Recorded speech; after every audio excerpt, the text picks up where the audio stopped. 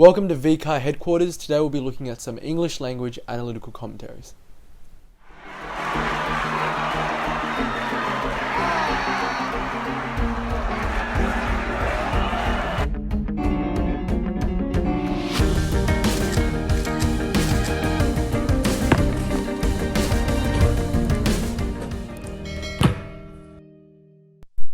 Hi everyone, welcome back to the channel. My name is Darren, a first year medical student studying at Monash University here in Melbourne, Australia.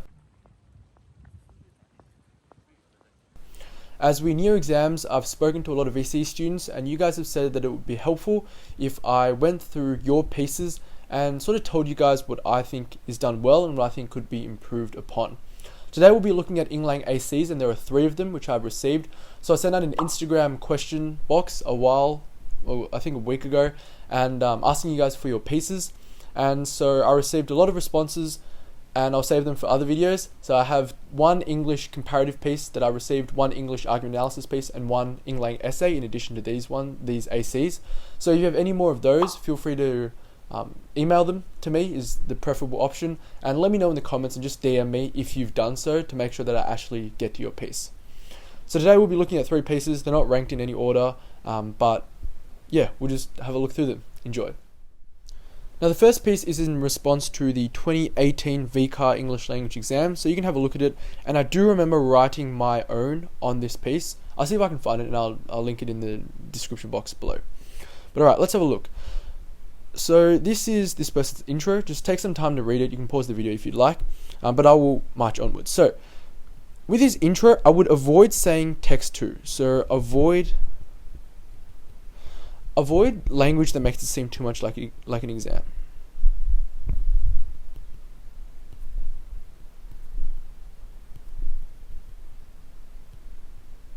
So you wouldn't use the word quote, you wouldn't use the word evidence, and you try to avoid words like text. So in general, I would just say, this is a spoken discourse presented by Australia's Governor General. I would say, this speech is a spoken discourse which was presented by Australia's Governor General. I think that just shows you're interacting with the piece a lot more. And so what we're really looking for here in this intro is just to tick off the boxes. So context, yes, this person has gone. Context, has he gone the register? I do remember seeing it when I read it. Yes, highly formal. The audience. Speech at the government house. Yes, I guess new Australian citizens and sort of government house. Mode, he's gone spoken. And purpose, wider social purpose, presenting social harmony. I don't think this would be a purpose. Let's see how this person frames it. But essentially, social purpose is very rarely obfuscating someone. You can sort of acknowledge it in your paragraph that a side effect is obfuscation, but I wouldn't say it's a particular social purpose. And audience of new Australian citizens. So this person has hit all the points. They've hit all the points. But let's look at the specifics of the piece. The situational context, cultural context.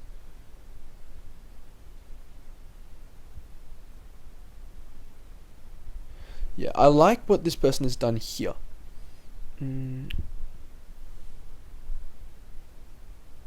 Etc. So what's really nice about this place is he's sort of tied in, they have sort of tied in the function with the register, or tied in the context with the register.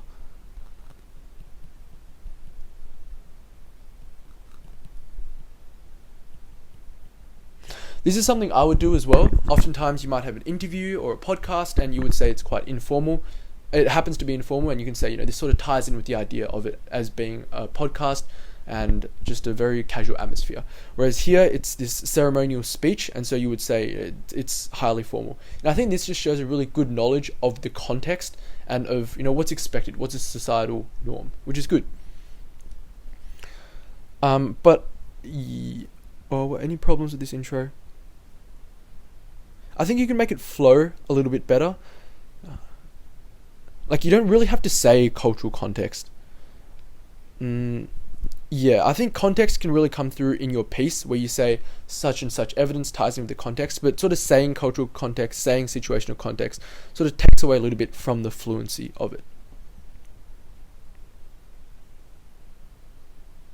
And also your cultural context is a little bit similar, or this person's cultural context is a little bit similar to like their function and their social purpose, which makes it a little bit more confusing. So cultural context sounds a bit more like purpose in this case.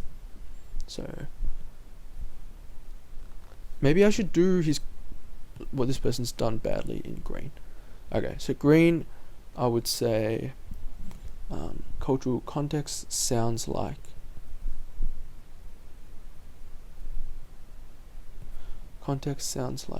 function.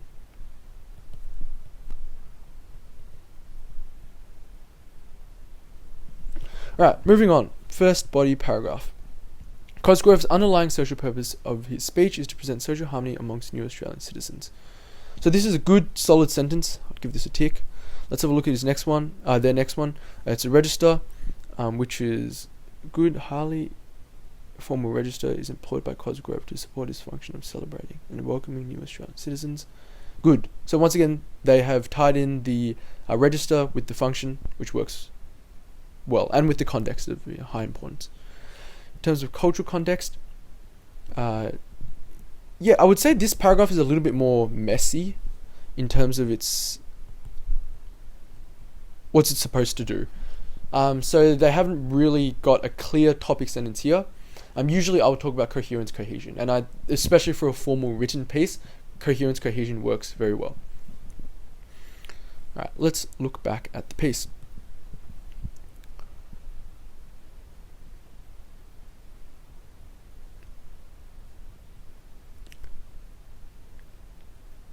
Okay, I wouldn't say creativity.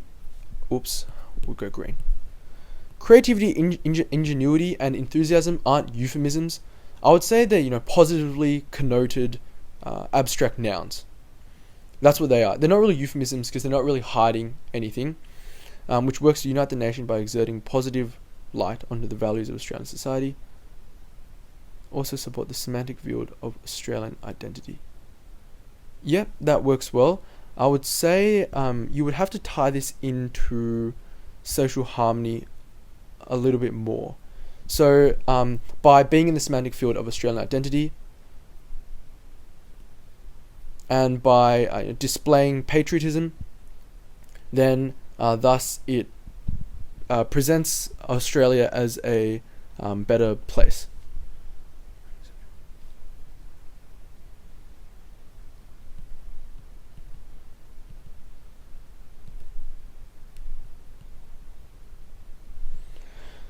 Now that I think about it, I think the social purpose could be a bit better for this person. I wouldn't say the social purpose of this speech is to promote social harmony amongst new Australian citizens. I would suggest that it's presenting Australia as a really nice place, especially this example, and it's presenting it as a place where these newcomers will be welcomed. So I think that would be a better social purpose.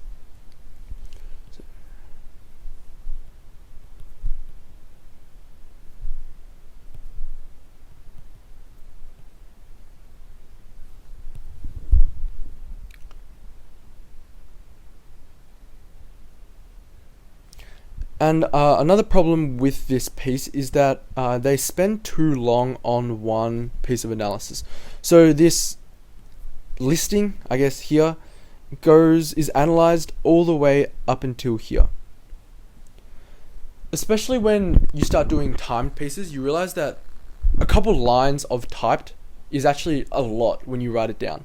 So I think these 10 lines or so is too much to spend on one piece of analysis. You do much better to analyze more, and especially because there's not that much to say about this piece. It's positively connoted abstract nouns which present Australia as a place filled with possibility and positive feelings. And that's essentially it with this. I wouldn't say it's obfuscation. It's not really up to us to decide whether this is an inaccurate or more bearable way to describe a nation. So I would disagree with this being euphemism or obfuscation.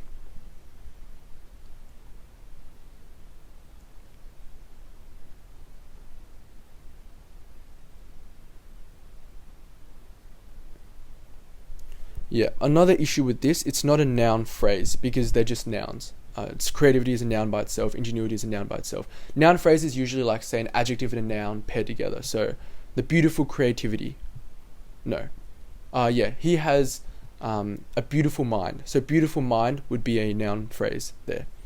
It does help with cohesion, but remember your whole piece needs to be tied into your social purpose. So this person hasn't quite done that well with this example. Furthermore, the passive voice constructions act to create obfuscation.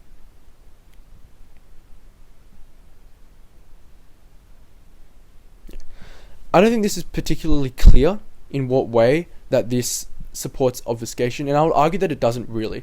What this is more so doing is showing that there is respect and there is tolerance, and it's more so painting it as a really good place that is made even better by newcomers. So you have phrases like respect, tolerance, once again positively connoted abstract nouns, a story enriched, the positively connoted verb, and also by those who have since come here. I would say the passive construction here is placing a focus on how it is these newcomers, it is these people who have traveled and are now living here, like these migrants, who have really improved this country. And a story, even this metaphor of a story, is quite nice. It paints Australia as a book, and it's this very pretty imagery and metaphor. So I wouldn't say this is obfuscation. So I'd say this person has sort of missed the mark a little bit in terms of their analysis. I'd probably disregard obfuscation as the main point. You can argue politically maybe this Cosgrove has his own agenda in presenting Australia as particularly pretty, but I don't think that's something that you should be focusing on in this particular AC. Alright, let's move on to the next paragraph. Highly formal register. Good. And also, with this first paragraph you need more examples. So essentially you have two quotes. And so by cutting down how long you spend, especially on that first example, you'll be able to fit in more examples, and that will make your AC more powerful. Alright, next. A highly formal register is employed, event with high importance. Good. It's portrayed through the frequent use of nominalizations. Excellent. Okay. Think about what nominalizations do. I wouldn't say nominalizations show that it's planned, right? Just the fact I'm using nominalizations, affirmation, congratulations, that's not really planned. Doesn't really show that it's planned. What it does is it makes it more abstract. So rather than I congratulate you, you might say like I've offered my congratulations to you. That makes it sound more abstract, more airy, and that's what makes it more formal. So airiness, formality. Yeah, and also with this first body paragraph here, try and make it more focused on social purpose. So try and link everything to social purpose more and have more links in terms of evidence as well. Alright, this next piece adds an abstract tone. Yep, this needs to come out earlier. This is good, needs to come out earlier. Depersonalize the text, good, needs to come out earlier. Try not to use text, say something like speech.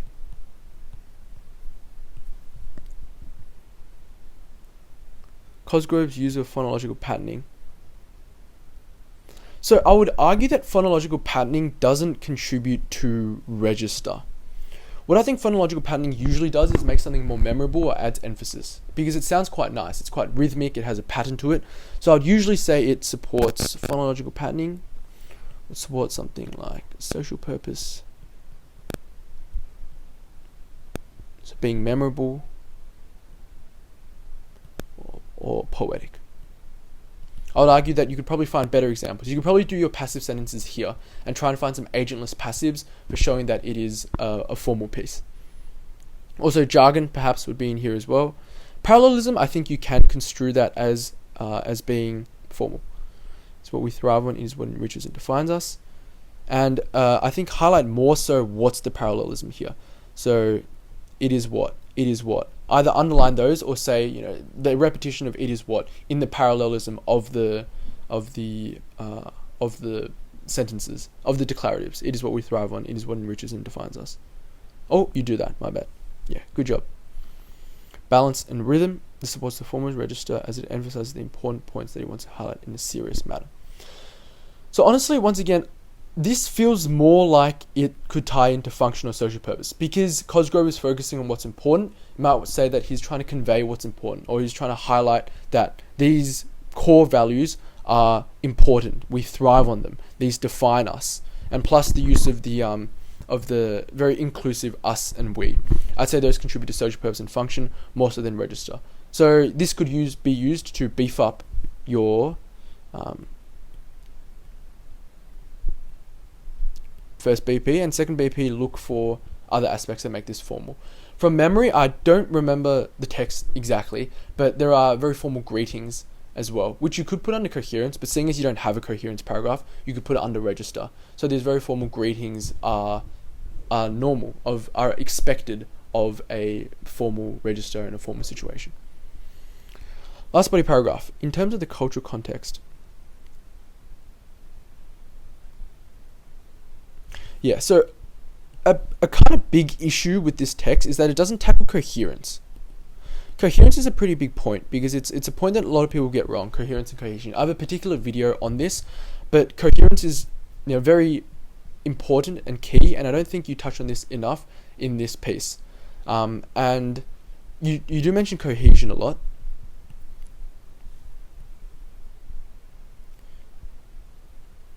Personal pronouns to support the... Look, it's a bit dubious whether this is anaphoric referencing. I think you can make it out to be anaphoric referencing, but in that case, this person should set the scene in terms of who is it referring to.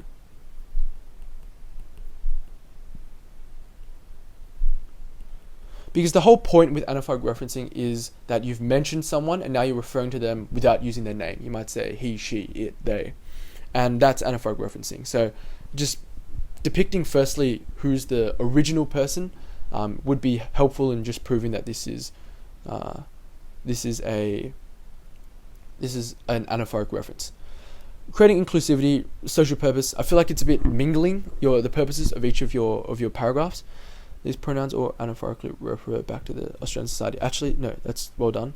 Which aids the cohesion of the text by avoiding repetition of longer noun phrases. Good. A better way would be to try and get a quote for this. I'm not sure whether he addresses the entire Australian audience as a whole, but just to demonstrate that. Because anaphoric reference, you actually have to refer to that person before referring to that person as he, she, they. If you haven't referred to that person at all, then you don't really know that's anaphoric referencing. It might be cataphoric referencing, who knows. Egalitarianism is also upheld with the listing of proper nouns.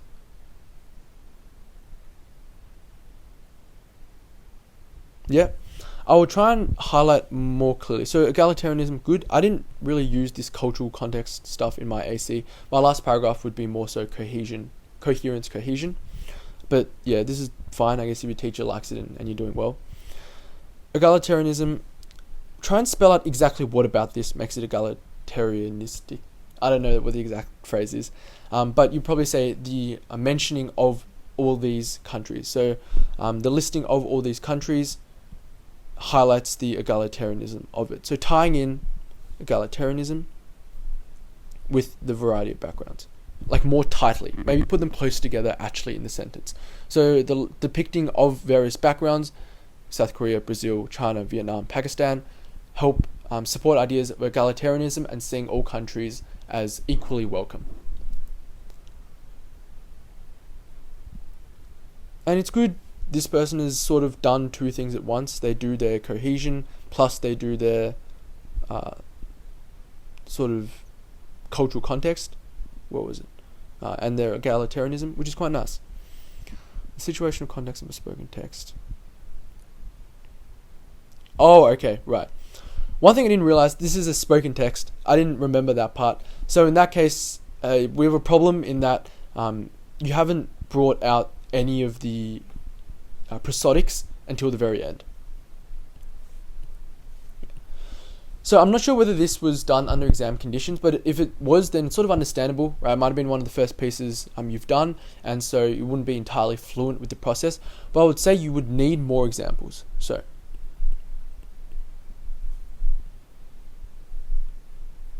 especially for that first body paragraph, when you look at it, it's really only two examples, which you can't have in if you want to do like semi-well. Prosodics, you want it to come through, and the way to integrate prosodics is to tie it in with function and social purpose. Oftentimes, as you analyze certain phrases, like this person had with the parallelism or with the passives, you realize that the person has stress on particular words which aid that function. So as you analyze the agentless passive, as you analyze the parallelism, also acknowledge the passive voice. Also acknowledge the emphatic stress or the elongated sound as well. So that would be a pretty big problem that you haven't incorporated prosodics throughout your piece. And so, yeah, so next time you get a spoken piece, really try and fix that up. Incorporate prosodics. And you can use coherence cohesion, if you're wondering, for that last paragraph, for a very formal spoken piece. Because you don't really have topic management, which I would use for a actual spoken piece, like an informal spoken piece. Yeah, and thirdly, I think a problem was to support the idea more. Oh, actually, no, I think try and pinpoint the text more. So in terms of what exactly is its social purpose, because I think you've missed the mark a little bit in terms of this text's social purpose, and also specific examples, what they actually do. I think you're not quite grasping what they do yet. Okay, cut that a little bit out. What's next? Overall, I think this is a decent piece. Out of 15, I'd give it probably a 9.5. I would say 9.5. 9 to 9.5. Actually, we'll give it a 9. No, cut that bit out. So this is a decent piece overall. I'll probably give it a 9 out of 15 overall. But I think the improvements are really easy to make. One is incorporate prosodics. Like, that's a big deal with spoken text. You can't just ignore it all the way to the end, which is why a lot of these marks have been taken away. And also the lack of examples, which is pretty easy. Just beef up and spend less time on one particular example. So I think with those improvements, you can very rapidly improve. Thank you for sending your AC in to share with everyone, and hopefully this has helped you. If you have any more questions, just message me. Let's have a look at our next AC. This one's quite long. It's a solid length. I'm not sure whether this person did it under exam conditions, and I don't know exactly how long I wrote for exam conditions. I know I wrote a lot, but I never typed it up and had a look. But this is like a good, juicy, solid length. Alright, so with the intro, first let's have a look at the classic points. So we'll have a look at the context. Good, we have the context here. Register.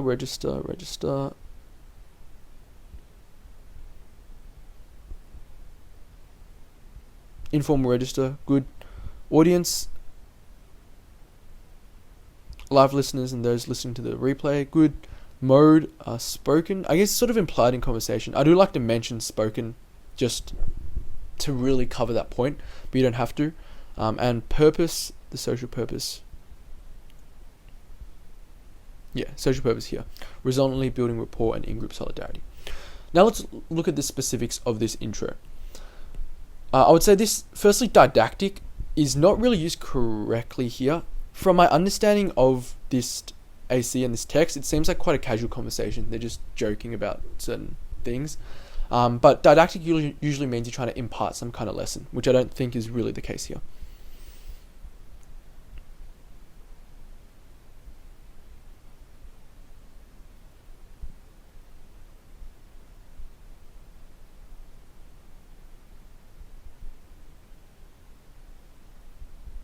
Yeah, it's a good intro.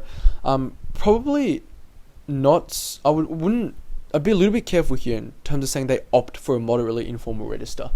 It's sort of arguable whether they just say to themselves, okay, I want to use an informal register to support my function and social purpose.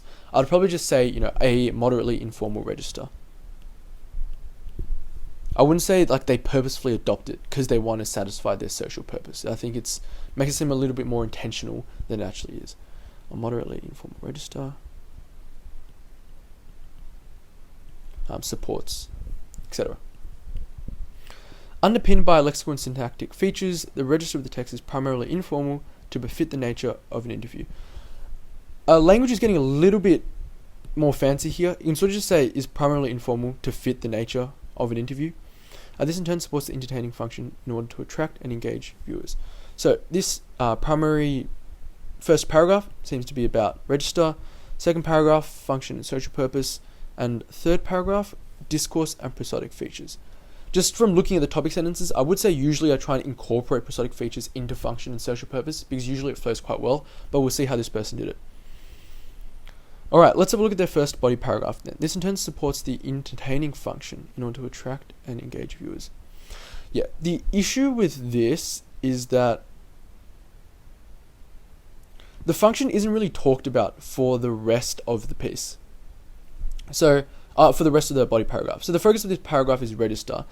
None of these ideas here really allude to that function anymore.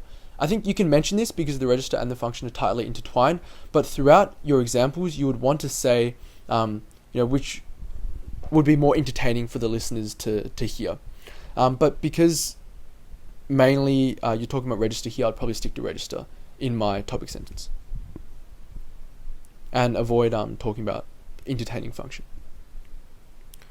T and B use highly informal phrasal verb, whipped out, and matching each other's formality, allowing for, probably just say informality, but it's not a big issue.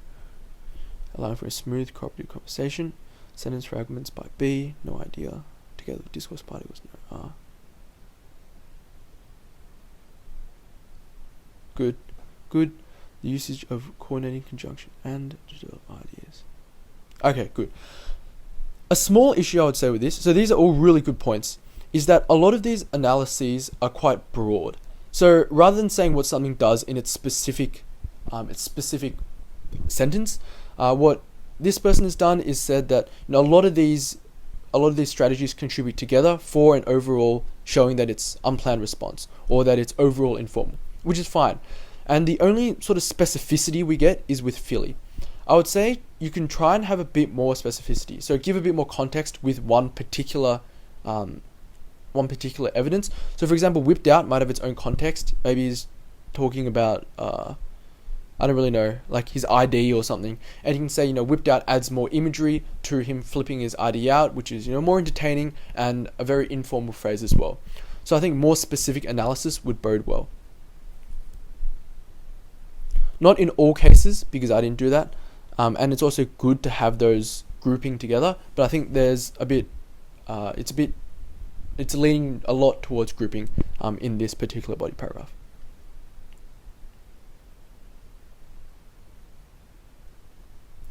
And just a sort of cause and effect thing, I would argue that it's more the diminutive that reflects the casual atmosphere rather than the casual atmosphere is further reflected by. This reflects the casual atmosphere that reflected by. No, my bad. This does work. The diminutive reflects the casual atmosphere. No, that's fine. Ensuring to provide a relaxed tone due to the second home nature B has within this city. This sentence is a little convoluted from here to here. Any sentence that's over sort of 2 lines long when you type it is going to be really long when you write it. And this last part is a little confusing. Is ensuring to provide a relaxed tone due to the second home nature B has with the city. Just maybe due to the closeness that B feels to Melbourne. I'm just a little bit more specific and a bit clearer with the language.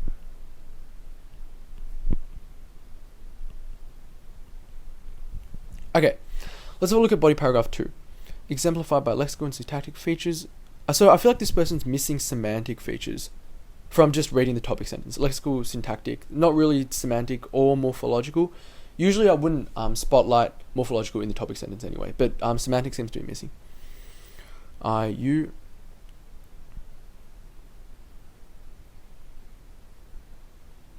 Just good. Let's have a look. So this is kind of specific analysis. It's good. I guess you sort of analyze the context a bit. So context is something I sort of slid in throughout my piece. I didn't have a paragraph on it, and as that previous AC did. But you can tie this to context, or even conventions. But definitely context, right? It's sort of an interview.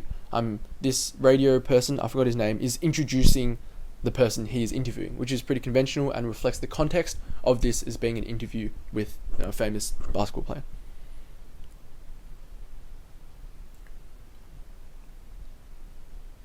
Adjacency pairs, good. They sort of show the cooperativeness of the piece.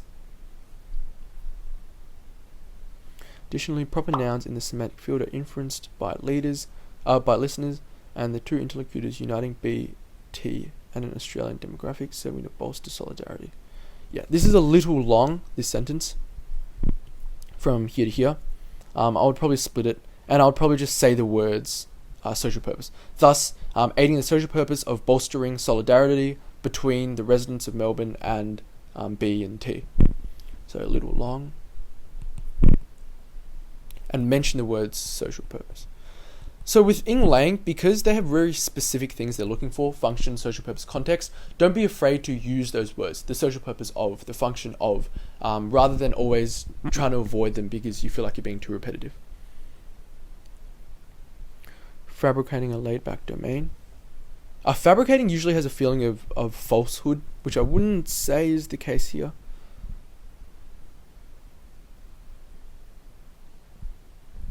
And a little bit more close analysis here. So with mate, the vocative mate, as a sort of set the scene a bit, right? It's sort of like they don't really know each other. Probably the first time they've met, but they use mate because it's a classic Australian opening, and it just makes them seem like buddies from the outset. So rather than sort of the buzz phrase build rapport, sort of say that it encourages a closeness between the two people and sets the tone for the entire interview as being, quite friendly. T also adheres to meeting B's positive face through adulating about B's reputation as a player, so just great, big deal. So analysing these a bit more, a little bit more meta language. So there's no meta language here with these phrases. You might want to say it such as the positively connoted adjective. So positively, I won't write that. I'll write the proper word. Positively connoted.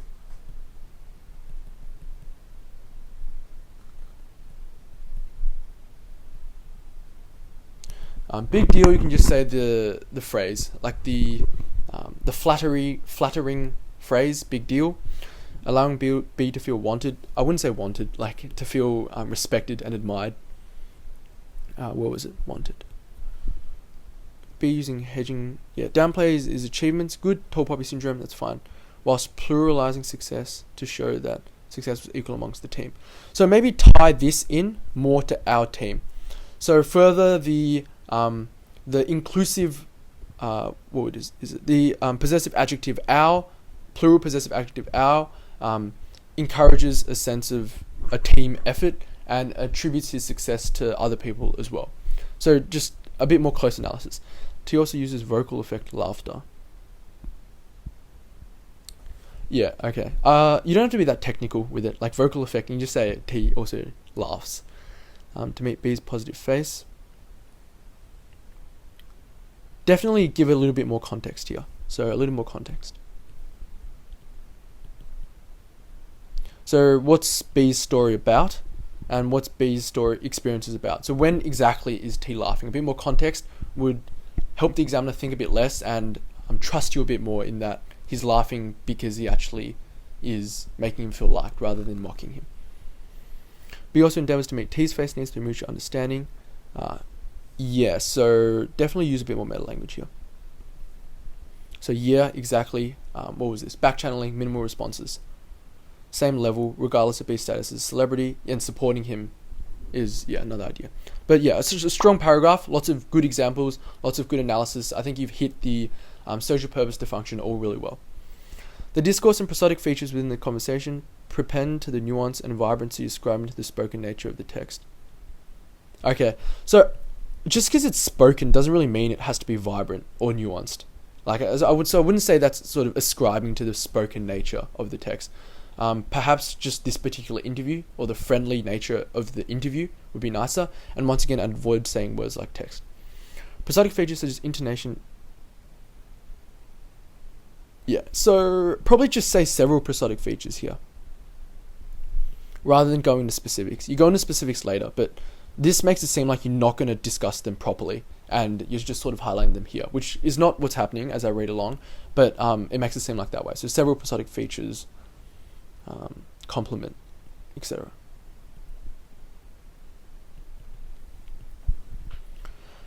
Harmonious turn through the rise of intonation.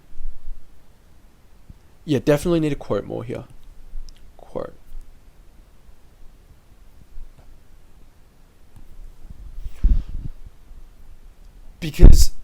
Yeah, just quote like the word. So and more specific analysis once again in terms of in this particular passage, he's encouraging enabling T to hold the floor in prevention of So while what topic is he talking about? While is he holding the floor? But you just need to give more evidence rather than just the meta language plus line numbers.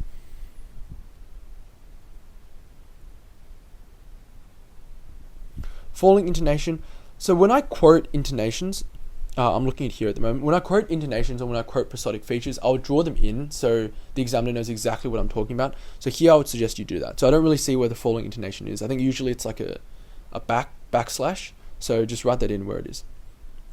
And it's a bit weird they do it after a question mark, if that's what you're implying. No longer holding the floor, inviting B to speak. And so what? There's sort of a cooperative conversation. He's controlling the floor. Go a little bit further than that.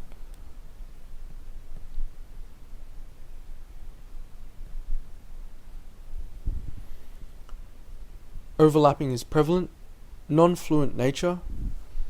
Good. I would say the non-fluent nature, yeah. And I would probably acknowledge, I wouldn't say mutual agreement. Is it mutual agreement? Come on, sacrilege. It's kinda. I wouldn't say that's directly mutual agreement. You'd have to spell it out a little bit more to me. And I would kind of acknowledge that, usually overlapping speech is quite negative. However, in this friendly scenario, it's not really breaking down any face needs. I get you don't really have to acknowledge that here, because if they were in like true agreement, then you would say that despite what it usually is, these two people are actually agreeing with each other. But here, I don't really think they're in exact agreement. Emphatic stress is opted to render prominence. Yeah, once again, phrasing could be a little simpler. Use like language that's sophisticated when it's appropriate and when it sounds good. Sometimes it just obfuscates or makes it a little bit more confusing. So you don't really have to use fancy language. When describing B, love, you, deal, making specific that those compliments. Yeah, so once again, it's kind of hard to tell that these are compliments just by standing by themselves. Like you, how am I supposed to tell that that's a compliment? You'd have to give a bit more context, which I encourage you to do. Abundant number of spoken discourse features, including non-fluency features, back-channeling. Yeah, don't, similar to your topic sentence, don't list them out here. Just say an abundant number of discourse features are frequent due to and contribute to the phatic nature of the conversation. Actually, I can write this in blue, but yeah. Due to the phatic nature of the conversation. And then go into the specifics. You see back-channeling here. You see topic management here. Yeah. Various pause fillers contribute to the non-fluency. Good. Allowing B to give more time to search. And also, yeah, good.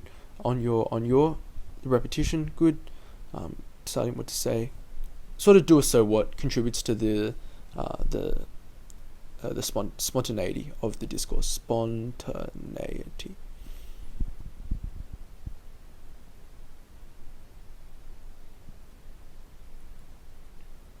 Digressing, extend questions from a broad interrogative to a specific interrogative, correlating to the same idea. So I get what you're saying here. You could definitely spell it out more clearly. So you're saying that by going from a broad interrogative to a specific one, it's sort of his job as an interviewer. This person is leading the interview through doing this. But I'll treat it separately. So at first I would finish analyzing just that fact that it's questions, and so it's prepared because he's an interviewer. And then next I would say that the fact that it goes from broad to specific. So don't try and do everything at once. Spell it out, because like when it's on the pages and the examiners have corrected a lot, they probably had a tough day. Topic management is also is effectively managed through the topic shift. So what's at City Park? Okay, this evidence here is a little bit generic, right? Aiming to achieve the information function, learning more about B. Like I could say that about the entire text, but what particular about City Park? Leading to the interrogative. So what's at City Park? Inviting B to speak more about I don't know what's at the City Park, like about his hobbies or about where he often goes to. Just something that doesn't exactly repeat City Park. Additionally, both B and T back-channeling each other's utterances shown in due to the mutual agreement idea reflected of the shared Australian identity, leading to an effective conversation. Yeah, that's good. Good. Okay. So I think this last paragraph is a little messy in terms of its structure. So there doesn't seem much of a clear focus here. It seems like a lot of discourse features, a lot of prosodics just mixed together. What I would suggest you to consider is to integrate your prosodics. So suggestion: integrate prosodics throughout and have a focal point for your last paragraph, and have a last focal point. And that can be either topic management, relationships, and also spontaneity. You can do 2 of these, all of these, 1 of these. They just work really well as like a very strict and a very unified idea for your last body paragraph. This is like an excellent piece. It dips up and down a little bit, but overall, like, it's written really well. I would probably give this a 13. 13 out of 15. It's a really good piece. Suggestions to improve: 1 is to be more specific. A lot of times the analysis is quite generic, particularly that last one. Where was it? Yeah, information function to learn more about B. Here. Like, that could be said about the entire piece. The analysis needs to be a little bit more specific. 2, use more meta language. So oftentimes, I think this person like really understands the text well, but sometimes they forget about the meta language. They just say, a lot of expressions or like words such as. But even a small thing like phrase, noun, adjective, don't be afraid to use that, and actually do use it, because it really beefs up your meta language. And thirdly, probably clear up expression at times.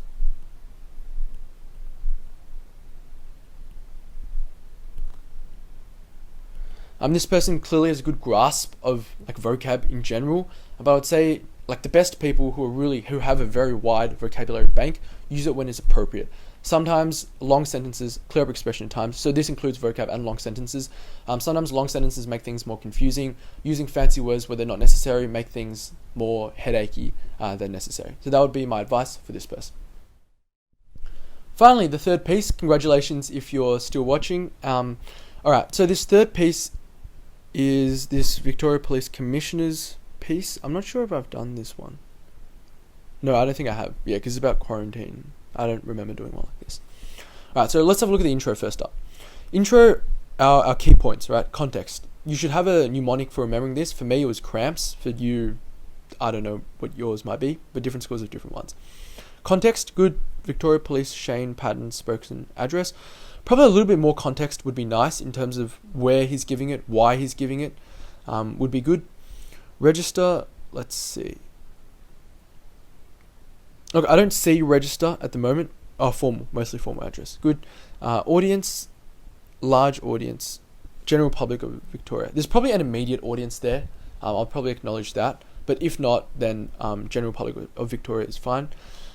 Mode is spoken. Good. Purpose, in terms of function, good.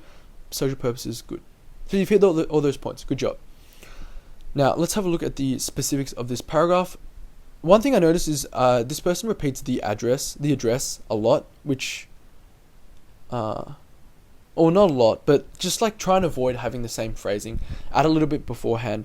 So further the address. Even that little bit helps as well. Just try not to repeat things the same way. It makes it seem quite bland. And I wouldn't say the large audience contributes to the formal address. It doesn't quite make sense. You might want to flip it around. So the formal address is expected, as this is a police commissioner's speech about COVID. It seems that this is what this is about. So maybe tie it into the context more so than the fact that there's a lot of people in the audience. Tied to context and who the person is.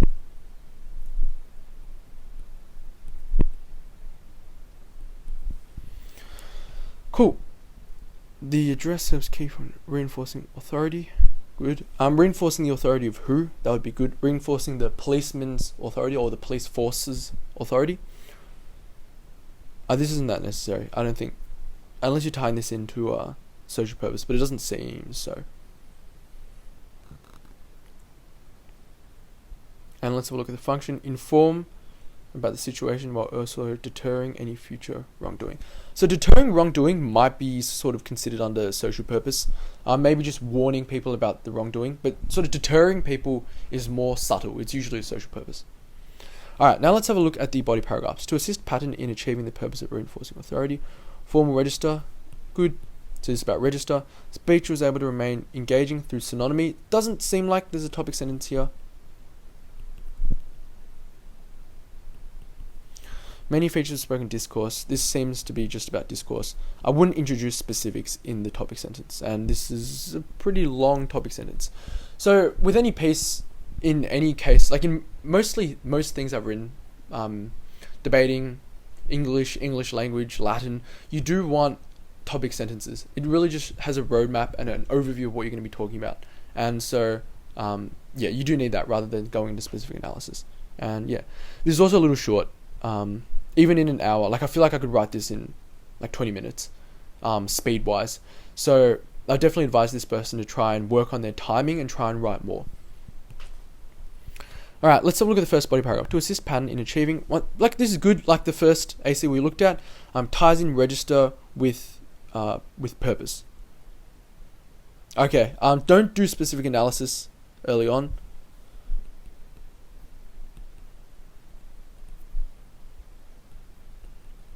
In topic sentence, and also this person would have to quote.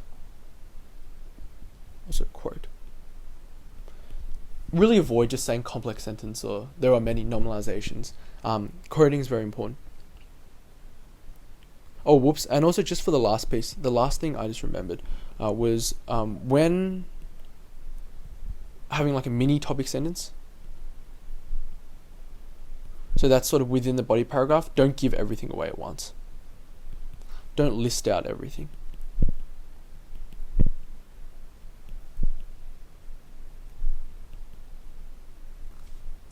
Alright, back to this piece. Polysyllabic lexemes such as the adjective sovereign and common noun infringements. Infringements is probably not a common noun. Oh no, it is a common noun, my bad. Yeah, it is. Despite the mostly formal register, at times the spoken nature of the text reduces the overall nature. Okay, it is an elision. Yeah. This sentence is a bit unnecessary. This little phrase here, because you've already said that it reduces the overall register. While this may hinder the ability of reinforcing more fluid. I'm not sure what happened to this word, but yeah, it's fluid. And more easily understood by the listeners. Yeah, so more evidence. It's good what you've done so far, but more evidence definitely, and especially for formality, because this text is mostly formal. You've said that, and I agree, with little informality, and you sort of have this paragraph is like half of each. So, haven't really proven that point yet. Also, with contractions, they're not inherently informal. My teacher told me to steer away from them, and I never used contractions to show that something was informal. Elisions, on the other hand, great. Elision also has one L, by the way, so.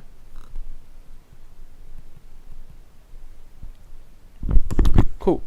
This speech was able to remain engaging through the use of synonymy to retain listener interest. More specificity would be nice in terms of who's the listener. Are you talking about social purpose in this paragraph? So a topic sentence would really help this paragraph be much more focused. Synonymy, self-isolation, quarantining. Build clarity also raises the register. Planned speech. I don't think synonymy shows that it's a planned speech. I'd probably not write that. I would say synonymy, you can mention cohesion here, would be a good point to mention. But it can build clarity. It's sort of using different phrases. But cohesion particularly, it's saying the same thing in different ways. So it makes the text flow better and connect, or the speech flow better and connect with itself better. Syntactic, it's not syntactical. I use syntactical a lot, actually, as a mistake. So just parallelism. Yeah, so you need a quote.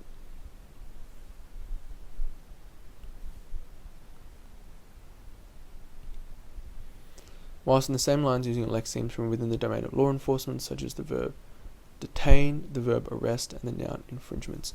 And also don't repeat analysis. Once you've used it, don't use it again. Detain, what does this do? So this sort of finish this part here, finish it here, syntactic patterning. After this lexeme business is not syntactic patterning anymore, so start a new sentence here. Negative connotations, yes. Establish authority, and reminds the reader of the consequence of not obeying the law. Not leader or reader. Remember, you're thinking about listener, or just the people present. Not obeying the law. Yeah, and also mention like social purpose here. So don't be afraid to say the words social purpose. Oh, also with that last text, I think I'll give it a 12.5 actually. On second thought, my bad for the person who wrote this, but I think 12.5 is appropriate. All right, many features of spoken discourse. Yeah, we're up to the third BP then. Once again, this is a little short. The second BP is a little short in terms of amounts of techniques analyzed. It's better than the first one, but you want to beef it up more as well. Okay, many features of spoken discourse are displayed, such as the pause, fillers, and this gives gather the thoughts to remaining on topic, thus helping to remain clear in his message to avoid. Okay, yeah. So a sentence is a little long, especially for your first sentence. I think I mentioned that before, so too long. And I'll also say that gives them time to think. I wouldn't say it serves the purpose of clarifying that much. The main point about ums and ahs is it shows it's not spontaneous and gives them time to think. But mainly, like, it's just not fluent. I'd say that's the main point of it, rather than it helps people clarify their ideas more. Falling intonation is rarely used to draw the reader's attention. More so, it indicates someone's finished. Indicates one idea is finished. Usually, things like emphatic stress is better. As seen on line 9, by drawing the reading into small groups, and like that last AC, just quote the prosodics. So I don't really know where the falling intonation is here.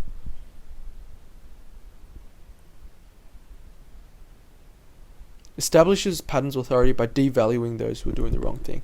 Probably devaluing isn't the best word here. Maybe something like it's just calling out or criticizing. But once again, the fact that they've just said small groups doesn't really show that it's criticizing. You probably need the whole sentence there, so more context. Use of falling intonation create rhythm. I wouldn't say falling intonation creates. Oh, okay, I guess you can say it creates rhythm. But I wouldn't say, this is a bit of a stretch to say that it assists in informing the general public. Yeah, falling intonation doesn't help inform. You can argue that it's more rhythmic, it shows that when they finished one idea, but it's a bit of a stretch to say it helps inform. And just like that last AC, the fact that you have a paragraph on spoken discourse means it's quite messy, because some stuff supports social purpose, some stuff supports function. You've got your topic management, you've got your prosodics in there. It all gets really messed up there, which I don't think is the most fluent to read. I think that's it. The use of falling intonation. Yeah. So with this person, similar to the first AC we looked at, 1, more examples. 2, like the second AC, consider, well, with all these ACs, I think consider prosodics throughout the piece. And just don't neglect it. And yeah, prosodics throughout, don't neglect it. This piece is like a bit better at not neglecting the prosodics. Don't neglect it. What else? I think having more specific analysis. And this is a bit different. So with the last AC, I wanted specific analysis in terms of specific to the idea, to the like exact time that it was used. That person was good at capturing the main ideas, but couldn't get the specifics as much as I would have preferred that person to. This AC doesn't do specific analysis, and that it sometimes says this particular piece of evidence does this thing, whereas it actually doesn't. And it's a bit of a stretch at times. So I think really think about what that specific example is doing and try and pinpoint the purpose of that example, whether it ties into the function, social purpose, or whether it ties into the context, a bit more. So pinpoint the purpose more. The purpose of a particular example.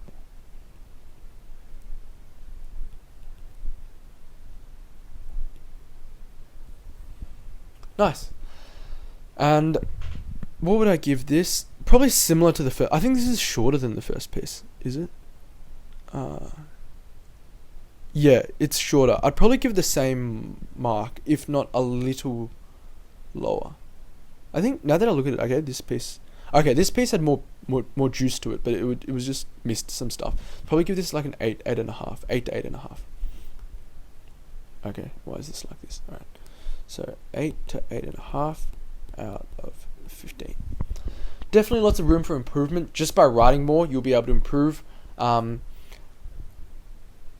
I think the main idea with this one is to write it more. I'd probably give this a 9, honestly. Okay, I'll give this the same mark as that first piece.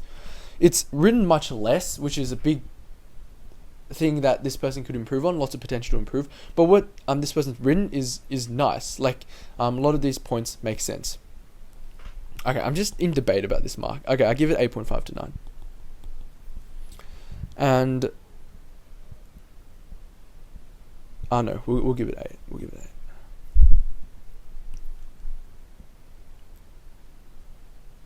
8. 8 to 8.5. Yeah, so length is a big improvement that this person can make, and also their analysis can be more tight. I think definitely there's still room to improve, so don't be disheartened. And also these marks are sort of just ballpark. Just more so take away the advice I'm giving you and just implement that into your writing, and you'll just improve by yourself. Don't really think to yourself, what can I do to get like 9? What can I do to get 10? Just implement it and improve, and your marks will automatically improve from there.